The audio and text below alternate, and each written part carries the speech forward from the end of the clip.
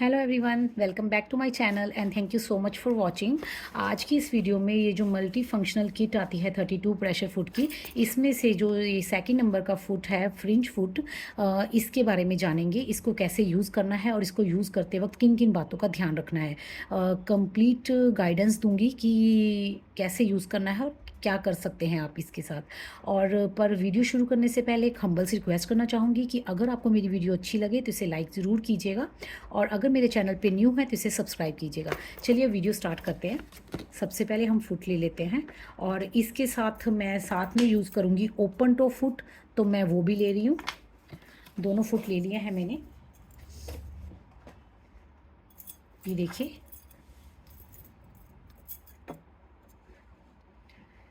ये जो फुट है इसे ओपन फ्रिंज फुट कहते हैं। और इसमें अगर आप ध्यान से देखेंगे तो यहाँ सेंटर में एक प्लेट दी हुई है और ये देखिए यहाँ पर, और इसमें से जो है वो हमारा नीडल आर पार जाके थ्रेड के साथ एक लूप बनाती है, इसलिए इसको लूप भी कहते हैं। और उन लूप की हेल्प से हम जो है वो फ्रिंज बना सकते हैं, इसलिए इसे फ्रिंज फुट भी कहते हैं।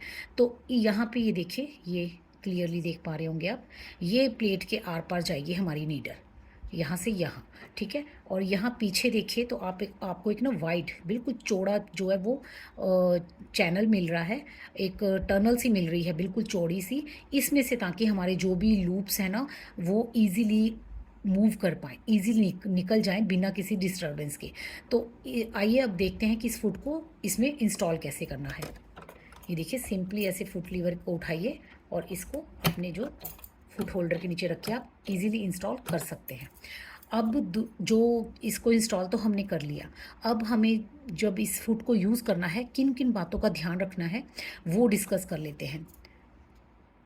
तो सबसे पहले तो देखिए, मैं जो है इसे अपने ब्रदर FS101 के लिए यूज़ कर रही हूँ।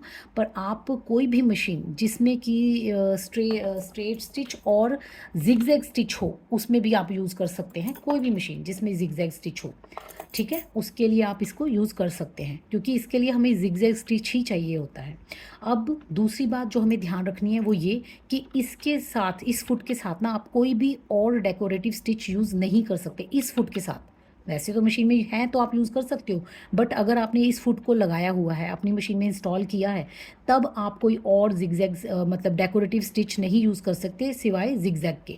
क्योंकि अगर आप कोई और डेकोरेटिव स्टिच सेलेक्ट करोगे ना तो ये जो बीच की प्लेट है ना ये उस स्टिच को नहीं होने देगी, और उससे क्या होगा, एक तो आपकी नीडल ब्रेक होगी और सेकेंडली आपका फुट भी डैमेज हो सकता है। तो आपको ये गलती कभी नहीं करनी। अगर आप जो है वो अपना फुट चेंज कर, ये फ्रिंज फुट लगा रहे हैं, तो आपको साथ में ही डेकोरेटिव स्टिचेस को भी चेंज करना होगा। ध्यान रखना हो कि वो या तो स्ट्रेट स्टिच पे रहें या फिर जिगजैग पे रहें, ठीक है। ये हो गया सेकंड पॉइंट। और मैं थर्ड पॉइंट बताती हूँ आपको कि थर्ड पॉइंट में क्या है कि आपको ना जो अपनी मशीन की थ्रेड टेंशन है ना, ये देखिए यहाँ पे थ्रेड टेंशन, इसको हमेशा माइनस पे रखना। इसको कभी वैसे टाइट करके नहीं रखना, इसको लूज़ रखना है। वो क्यों रखना है, वो इसलिए, एक मिनट पहले मैं कैमरा फोकस कर लूँ। हाँ जी, वो इसलिए रखना है क्योंकि देखिए, मशीन जब चलेगी तो एकदम से थ्रेड को खींचेगी, यहाँ से यहाँ लेके जाएगी। छोटा सा टांका तो नहीं लेना, उसको बहुत ज़्यादा थ्रेड चाहिए यहाँ से इस यहाँ पर जाकर लूप बनाने के लिए, ठीक है ना। लूप बनाने के लिए उसको ज़्यादा थ्रेड चाहिए। और अगर आप थ्रेड टेंशन ऊपर से टाइट कर दोगे ना तो मशीन एकदम से स्टिच के साथ उतना थ्रेड जो है वो खींच नहीं पाएगी, वो नहीं पुल कर पाएगी। तो उससे क्या कि आपकी नीडल ब्रेक होगी और लूप भी सही नहीं बनेंगे, मतलब खींचे खींचे बनेंगे, उतना उनमें जो है ना उभार नहीं होगा जितना कि हमें चाहिए। तो आपको हमेशा थ्रेड टेंशन लूज़ रखनी है। अब थर्ड बात डिस्कस कर लेते हैं, वो ये कि जब आप इसमें इसको फ्रिंज फुट को यूज़ करेंगे ना, तो जैसे आपने जिगजैग स्टिच सेलेक्ट किया तो उसकी जो बाय डिफ़ॉल्ट सेटिंग होती है ना उस पर आपको यूज़ नहीं करना है। आपको उसकी जो लेंथ है उसको माइनस करना है। लेंथ को आप कम करेंगे तब, ताकि हमारे जो स्टिचेस हैं वो पास पास आएँ। स्टिचेस पास पास आएंगे तभी जो हमारे लूप और फ्रिंज जो है ना वो बढ़िया बनेंगी, ठीक है। आपको हमेशा उसकी आप विड्थ तो बेशक जो बाय डिफ़ॉल्ट है वो रहने दें, उसको अपनी मर्ज़ी के मुताबिक कम या ज़्यादा कर सकते हैं, बट जो हमारी लेंथ है ना उसको हमें जो है वो कम ही रखना है। उसको हम बढ़ाएंगे तो बिल्कुल इस फुट को यूज़ करने का कोई फ़ायदा नहीं है, ठीक है। अब चलते हैं चौथे पॉइंट की तरफ। जो हमें ध्यान रखना है वो ये कि जैसे हम नॉर्मली तो कोई फैब्रिक लगाते हैं अपने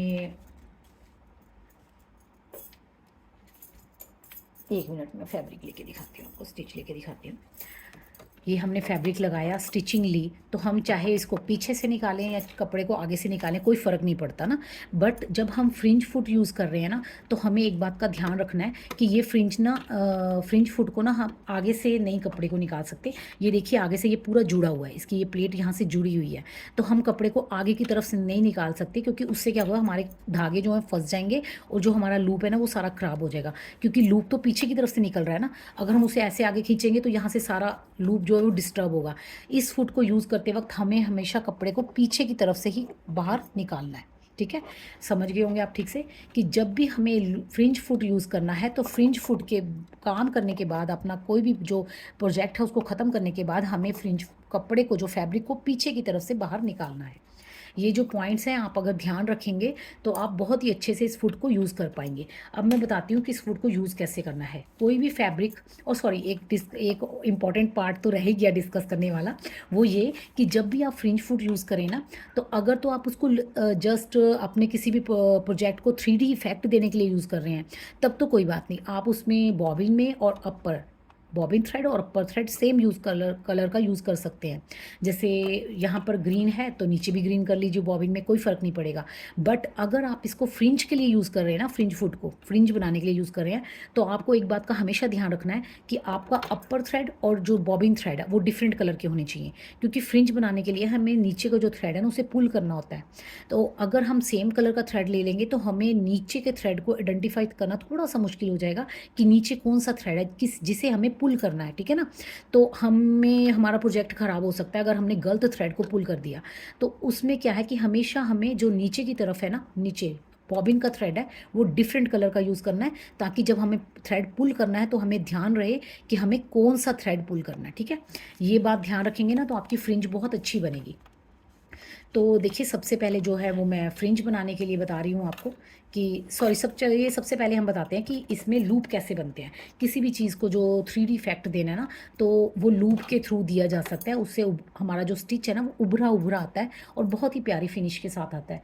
तो यहाँ पे मैंने अपना जो फुट लगा लिया है, थ्रेडिंग कर ली है, नीचे मैंने ब्लैक कलर का थ्रेड लिया है, ऊपर मैंने जो है वो ग्रीन कलर का थ्रेड फिल किया है अपनी नीडल में। और अब ना मैं स्टिच सेलेक्ट कर रही हूँ जिग-जैग स्टिच। मेरी मशीन में उसका नंबर 4 है, तो मैंने 4 नंबर का जिग-जैग स्टिच सेलेक्ट कर लिया है और मैं लेंथ को माइनस कर रही हूँ। मैं उसको 0.3 mm पे ले गई हूँ, ठीक है। और मैं जो स्टिच विड्थ है उसको बढ़ा रही हूँ, उसको मैं ले रही हूँ 6.5।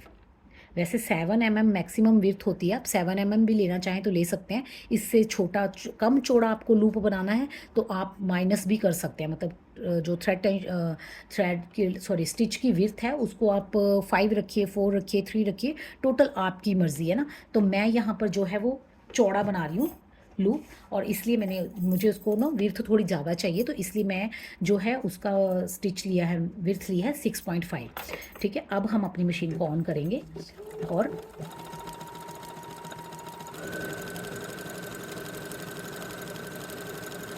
कपड़े को बिल्कुल भी पीछे से नहीं खींचना है, क्योंकि उससे फिर लूप का डिस्टेंस बढ़ जाएगा, ठीक है।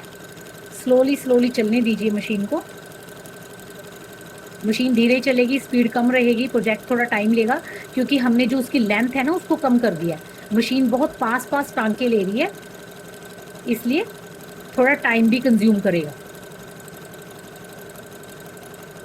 चलिए ज़्यादा टाइम वेस्ट नहीं करते, इतने पे कर देते हैं, ठीक है। ये देखिए हमने किया गया। अब भूल के भी कभी भी आपको कपड़े को आगे की तरफ नहीं खींचना, क्योंकि उससे क्या होगा, ये जो हमारे पीछे लूप बने हैं ना, ये देखिए ये सब खराब हो जाएंगे। हमें क्या करना है, कपड़े को पीछे की तरफ से खींचना। ये देखिए ऐसे पीछे की तरफ हम बाहर निकालेंगे और धीरे से इस थ्रेड को पकड़ के हम थ्रेड को कट कर लेंगे। और अब ये देखिए कितना प्यारा 3D इफेक्ट के साथ हमारी जो लाइन है वो आई है। इसको सिंपल हम जिगजैग स्टिच के साथ भी कर सकते हैं, सिंपल फुट के साथ भी कर सकते हैं, पर उसमें देखिए ऐसे उभार नहीं आएगा। ये देखिए एक जैसे ना टनल सी बन गई है, दिख रहे हैं आप कितनी प्यारी। एक मिनट जूम इन करके दिखाती हूँ आपको। ये देखिए एक टनल सी बन गई है। तो ये टनल ना हमारे प्रोजेक्ट्स को बहुत अच्छा इफेक्ट देती है, उभरा हुआ 3D इफेक्ट देती है अगर हम ऐसे करें तो। अब बताती हूँ, अगर ये तो हो गया अगर हमने कोई भी 3D प्रोजेक्ट पे काम करना है तो उसके लिए कैसे यूज़ करना है। अब मैं आपको बताती हूँ कि अगर हमें इस चीज़ पे फ्रिंज बनानी है तो कैसे यूज़ करना है। सेम देखिए ऐसे ही हम लूप्स बनाएंगे पहले, और उसके बाद हमें क्या करना है, इसको पलटना है। फ्रिंज बनाने के लिए हमें इसे पलटना है, और पलट के हमें क्या करना है, इसमें से ना ये थ्रेड पुल करना है, ब्लैक वाला बॉबिन का थ्रेड हम खींच देंगे। तभी मैंने कहा था आपको कि डिफरेंट कलर का थ्रेड रखना, क्योंकि देखिए डिफरेंट कलर का थ्रेड रखेंगे ना तो हम इजीली आइडेंटिफाई कर पा रहे हैं कि हमें कौन सा थ्रेड जो है वो खींचना है फ्रिंज बनाने के लिए। तो मैं देखिए ये ना ईजिली खींच जाता है, क्योंकि हमने जो है देखिए ईजिली खींच रहा है ये, क्योंकि हमने ऊपर की थ्रेड टेंशन जो है वो लूज़ रखी थी। ठीक है, इसको पूरे का थ्रेड को हम खींच देंगे ताकि हम फ्रिंज बना पाए। अब थ्रेड खींचने के बाद हमें क्या करना है, यहाँ पे थोड़ा ध्यान देंगे हम। किसी भी चीज़ की हेल्प से हम यहाँ पे पकड़ेंगे, पूरा पूरा नहीं छोड़ देना, ऐसे यहाँ पे दबा के रखेंगे और यहाँ से इसको ऐसे खींचेंगे। ये देखिए हमारा जो थ्रेड है वो बाहर आ गए। ऐसे सारे हम करते जाएंगे, ऐसे पकड़ के रखेंगे और इसको खींचेंगे, यहाँ से पकड़ेंगे और खींचेंगे ताकि हमारे एक साइड का ही थ्रेड बाहर आए, दूसरी साइड का बाहर ना आए। ये देखिए ऐसे पकड़ेंगे और ऐसे खींचेंगे, ऐसे ना हल्के हाथ से ऐसे ऐसे प्रेस करेंगे ना ऐसे बाहर की तरफ, तो ये बाहर आ जाएंगे थ्रेड। ये देखिए ऐसे हमारी सारी फ्रिंज बन जाएगी। मैं 1 मिनट सारी बना लूँ फिर मैं आपको दिखाती हूँ।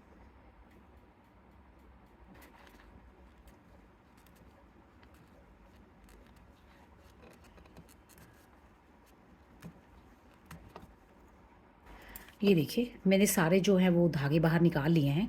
अब आप बैक साइड पे देखेंगे तो हमारे एक साइड के जो धागे हैं वो नीचे ही हैं, ठीक है ना।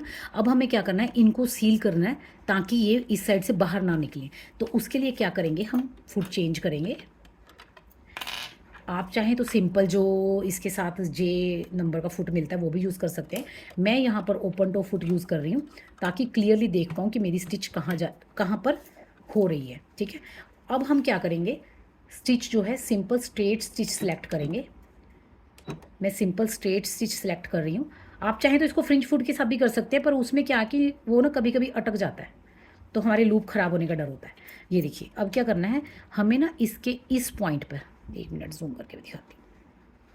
हमें ना इसके बिल्कुल इस किनारे किनारे किनारे किनारे पे ना एक सिलाई लगानी है स्ट्रेट स्टिच के साथ, ताकि जो हमारे ये वाले लूप है ना ये फिक्स हो जाएं और बाहर ना निकले, क्योंकि जैसे ये बाहर निकल गए ना फिर वो भी बाहर निकल जाएंगे अगर हमने यहाँ पर स्टिच नहीं किया तो अब हम क्या करेंगे, इसको ऐसे फ्लैट करते जाएंगे अपने हाथ से और स्टिच लेते जाएंगे, सिंपल स्ट्रेट स्टिच बिल्कुल किनारे पे लेना है। आप चाहे तो इसको डिफरेंट कलर से भी ले सकते हैं, पर मैं यहाँ पे सिंपल जो मैंने धागा यूज़ किया है फ्रिंज बनाने के लिए उसी से ले रही हूँ। ये देखिए ओपन टो फुट यूज़ करने से क्या है कि हम क्लियरली देख पा रहे हैं कि हमारा स्टिच जो है वो बिल्कुल उसके किनारे पे ही आ रहा है।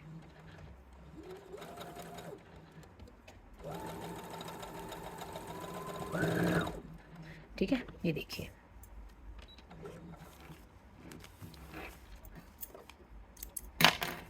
ये देखिए कितनी प्यारी जो फ्रिंज है वो बन के रेडी हो गई है। एक्स्ट्रा थ्रेड्स को हम ट्रिम कर देंगे। आप चाहे तो ऐसे ही रहने दें, इसमें लूप्स बने हुए हैं ऐसे ही रहने दें। अगर आप कुछ और मतलब इसको बढ़िया बनाना चाहते हैं तो आप क्या करें कि ये जो नीचे से थ्रेड्स हैं ना थोड़े थोड़े ट्रिम कर दें,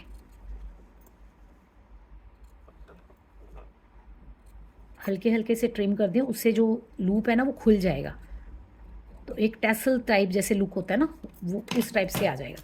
इसको सारे को झाड़ दें। ये देखिए कितनी प्यारी और बढ़िया फ्रिंज बन के रेडी हुई है ना। अब मैं आपको बताती हूँ कि इस फ्रिंज को ना हम थोड़ा और अट्रैक्टिव कैसे बना सकते हैं। जैसे मान लीजिए मैंने ये फ्रिंज बना ली, पर मैं ना चाहती हूँ कि इसके यहाँ पर कोई डिज़ाइनिंग भी कर दूँ, तो उसके लिए मैं क्या करूँगी, कोई भी डेकोरेटिव स्टिच सेलेक्ट कर लूँगी। उसके लिए भी क्या है कि आप अगर चाहें तो डिफरेंट कलर भी यूज़ कर सकते हैं, बट मैं सेम कलर से ही कर रही हूँ। और मैं यहाँ पर स्टिच सेलेक्ट कर रही हूँ अपनी मशीन में। मेरी मशीन में एक स्टिच है 88, वो बहुत ही प्यारा स्टिच है और मुझे बहुत पसंद है, तो इसलिए मैं उसे ही सिलेक्ट कर रही हूँ। मैंने यहाँ पर स्टिच नंबर 88 सेलेक्ट कर लिया है और उसकी जो बाय डिफ़ॉल्ट सेटिंग है ना मैं वही रहने दूँगी, कोई भी चेंजेस उसके अंदर मैं नहीं कर रही हूँ। और अब हम वो स्टिच बिल्कुल किनारे से शुरू करेंगे।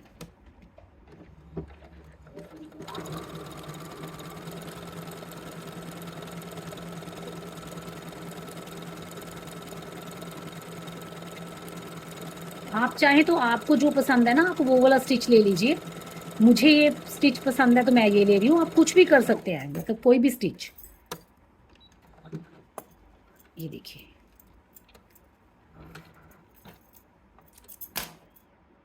ऐसे, मतलब फ्रिंज भी बनाई और उसके ऊपर हमने डेकोरेटिव स्टिच भी कर लिया। इसको आप अपने किसी भी प्रोजेक्ट पे कर सकते हैं, चाहे सूट पे कीजिए, साड़ियों पे, ब्लाउज़ पे कीजिए, या फिर आप कुशन कवर्स पे कीजिए, अपने पिलो कवर्स के किनारे पे कीजिए, ये बहुत सुंदर लगता है। दुपट्टों के किनारों पे कीजिए, ऐसे देखिए फ़ोल्ड कर दीजिए, ऐसे दुपट्टों के किनारे पे दे करिए, कितनी बढ़िया फ्रिंज आएगी और ऊपर डिज़ाइनिंग भी है ना, कितना सुंदर लगेगा ये। और इसका ना एक यूज़ और भी है, वो भी बताती हूँ। उस यूजेस को बताने से पहले ये देखिए, मैंने ना कि ऐसे ये भी की थी। इसमें मैंने जो डेकोरेटिव स्टिच है ना ऊपर वाला, वो थोड़ा डिफरेंट यूज़ किया है। वो मैंने यूज़ किया है 77। हाँ जी 70, हाँ जी 77 ही है। मेरी मशीन में जो 77 है ना, उसको यूज़ किया था। देखिए इससे भी लुक जो है वो अच्छा आया ना, प्रीटी लग रहा है।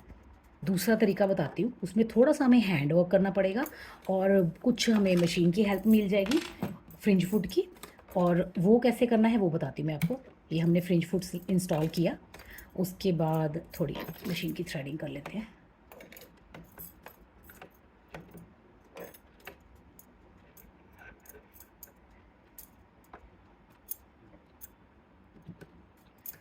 ठीक है, अब देखिए 88 सेलेक्ट किया, मैंने किया हुआ था मैंने ये इस वाले स्टिच को करने के लिए। अब मैं फिर दोबारा से जो स्टिच है वो सिलेक्ट कर रही हूँ, 4 जिगजैग स्टिच।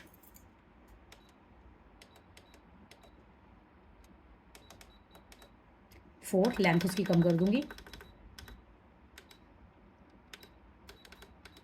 और विड्थ मैंने बढ़ा दी है।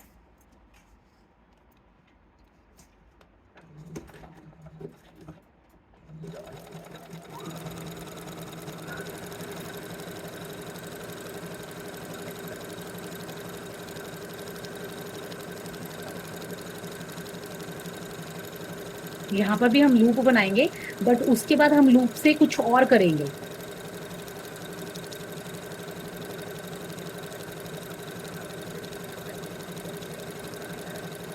आधे पे मैं आपको मशीन से करके बताऊंगी और आधे से मैं आपको जो है वो हैंड से करके बताऊंगी।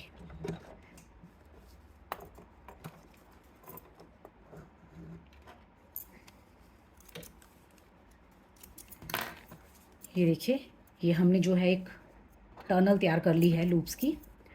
अब क्या है कि अगर हम ऐसे ऐसे दबा के इसके ऊपर ना हम एक स्टिच ले लें, स्ट्रेट स्टिच सेंटर में, तो बहुत ही प्यारी जो है ना वो बटरफ्लाई सी लुक आती है। मैं करके दिखाती हूँ आपको। फिर चेंज करेंगे, और अगर आप हाथ से करेंगे तो और भी बढ़िया आएगी, मशीन से कर लेंगे तो इतना फिनिश नहीं आता।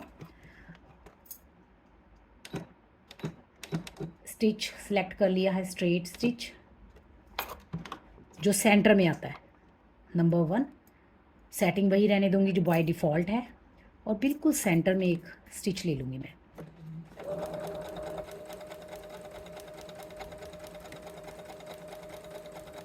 चलिए इतना ही लेते हैं, क्योंकि बाकी मैं हाथ से करके दिखाती हूँ। तो ये ना देखिए ऐसा कुछ अलग सा लुक आ जाता है, फैब इसका ना थ्रेड का अलग सा लुक आ जाता है, तो ये भी अच्छा लगता है। और अब मैं आपको बताती हूँ कि इसको अगर हम हाथ से करेंगे तो कैसे इसको सही कर सकते हैं हम। उसके लिए क्या करना है, जैसे ये धागा है ना, इसको आपको नीडल में ले लेना है। आप चाहें तो डिफरेंट कलर का भी थ्रेड यूज़ कर सकते हैं इस काम के लिए। मैं सेम कलर का ही थ्रेड यूज़ करूँगी।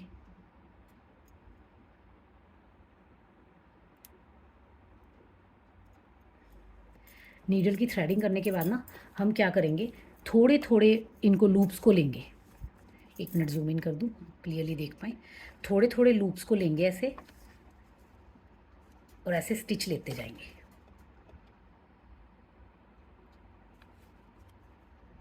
वैसे काम ये अगर हम हाथ से करें ना तो बहुत टाइम लगता है, बट ऐसे क्या है कि हम मशीन की हेल्प से लूप्स बना लेंगे, और उसके बाद सिर्फ नीडल से इनको ऐसे हमें स्टिच करते जाना है। थोड़े थोड़े लूप्स उठाते जाएंगे और स्टिच करते जाएंगे।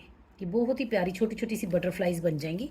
तो हम अपने किसी भी प्रोजेक्ट के ऊपर ऐसे काम कर सकते हैं, और ये बहुत ही सुंदर लगेगा। ये देखिए, अच्छा लग रहा है ना। एक मिनट में पूरा कर लेती फिर आपको दिखाती हूँ।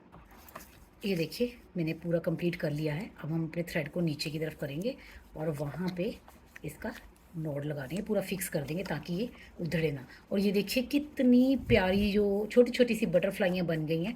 इसको आप अपने किसी भी चीज़ के ऊपर कर सकते हैं। और देखिए कितनी प्यारी एम्ब्रॉयडरी, कितनी आसानी से हो गई ना। वैसे अगर हम हाथ से करते हैं तो ये बहुत ही मुश्किल होता है ऐसे बटरफ्लाइज बनाना, और मुझे ये बहुत पसंद है। मैं इस काम को बहुत ज़्यादा पसंद करती हूँ, इस वाली लेस को और ये फ्रिंज को। ये वाला काम प्रोजेक्ट तो मैं थोड़ा कम ही यूज़ करती हूँ, बट मुझे ये वाली फ्रिंज और ये बहुत पसंद है। उम्मीद करती हूँ आपको भी पसंद आई होगी। अगर आपको मेरी द्वारा दी गई ये जानकारी अच्छी लगी है तो मेरी वीडियो को ज़रूर लाइक कीजिएगा। और अगर आप इसके रिलेटेड कोई भी और क्वेरीज़ है ना आपकी, आप कोई भी कुछ भी पूछना चाहते हैं तो आप मुझसे कमेंट बॉक्स में कमेंट करके पूछ सकते हैं। मैं बिल्कुल पूरी कोशिश करूँगी आपकी क्वेरी का आंसर करने की। और अगर आप मेरे चैनल पे न्यू हैं तो इसे सब्सक्राइब कीजिएगा। अब मिलते हैं फिर नेक्स्ट ऐसे ही किसी इंटरेस्टिंग टॉपिक के साथ। तब तक के लिए बाय।